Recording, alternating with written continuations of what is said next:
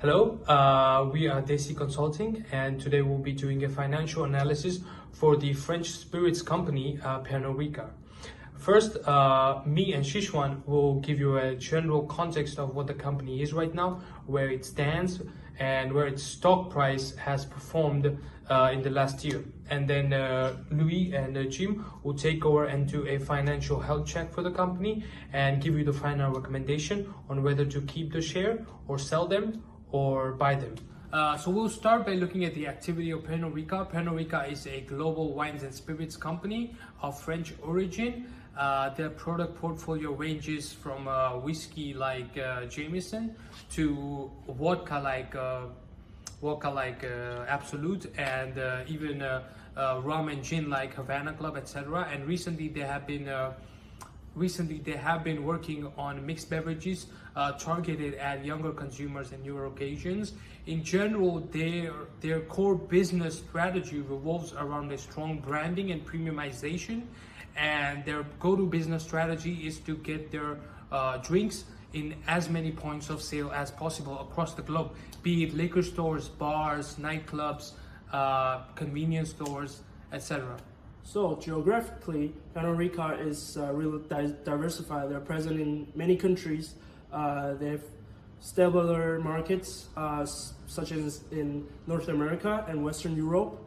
And these more stable market gives them the ability to premiumize their products.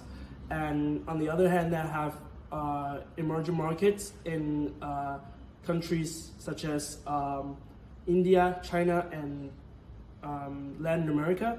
Emerging market means more incomes, which means there's more purchasing power.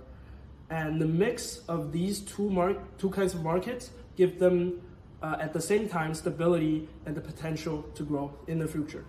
Okay, now let's look at Pernod Ricard's business model. As my colleague mentioned, they're very brand driven and marketing intensive since they want to ensure their premium pricing.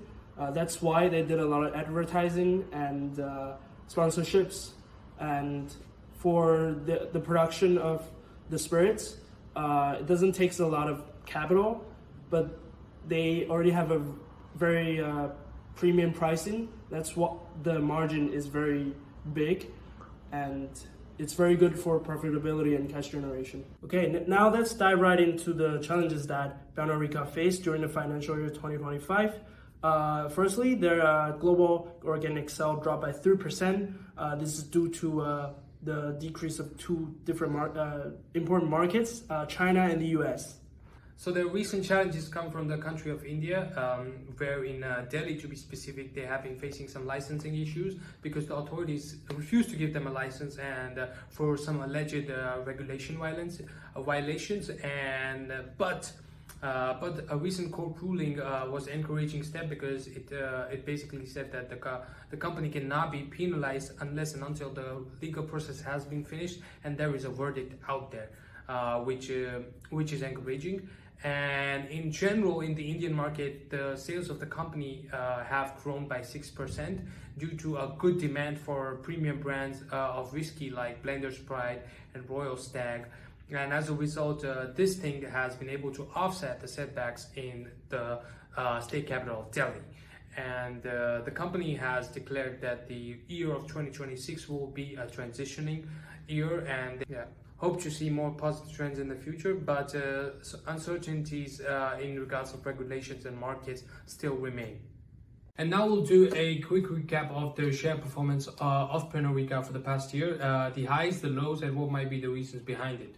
So the share price, the highest point has reached to 115 euros per share, and the lowest it dropped down to 75 euros per share, which is negative 28% of reduction, which shows that the investor sentiment is cautious recently. Okay, so thank you guys. Now we are going to have a look at the health of the company Pernod Ricard. So for that, we select three metrics to analyze: the ROE, the ROCE, and the WACC.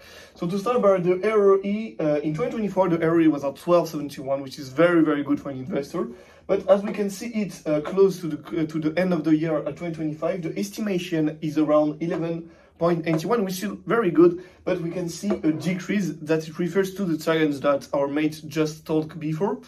In terms of the ROCE, in 2024 the ROCE was at 8.76%, which is good but not the best. And as we can see it for the 2025, the ROCE is increasing at 8.84, which is quite good for a company.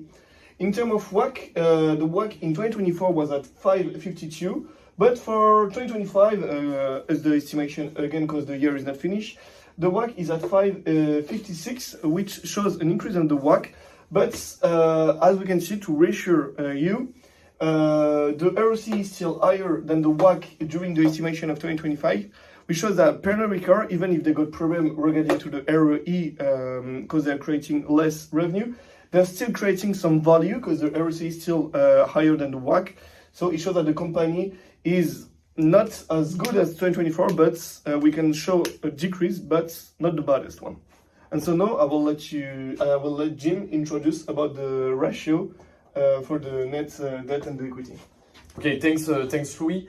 Now I'm going to talk about the net debt, also equity and ratio of the company. Pernod Ricard debt level appears to be under control, with a net debt of 10.951 million and equity of 60.797 million.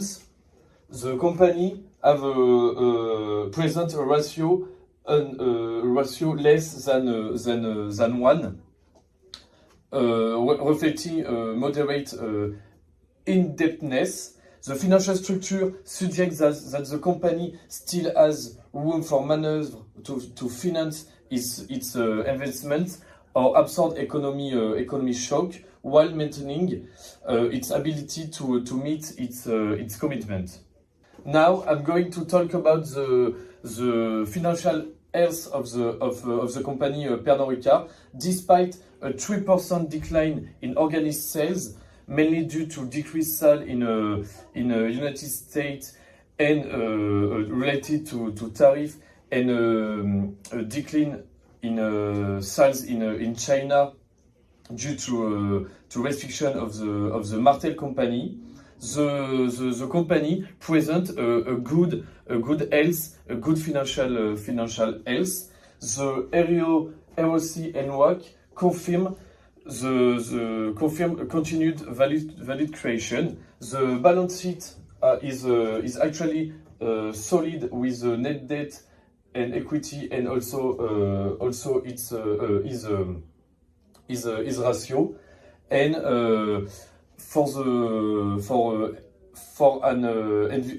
investors, the company present a good argument to invest. Okay, for conclusion, for the investor, due to the context, the recommendation is to either hold the stock or wait before buying a stock. Pernod Ricard continue to create value with good profitability and moderate debt. Okay, so now you got our point of view for you, investor. So the final choice remains to you. And if you have any more questions, don't hesitate to contact us. Thank you. Thank you. Thank you.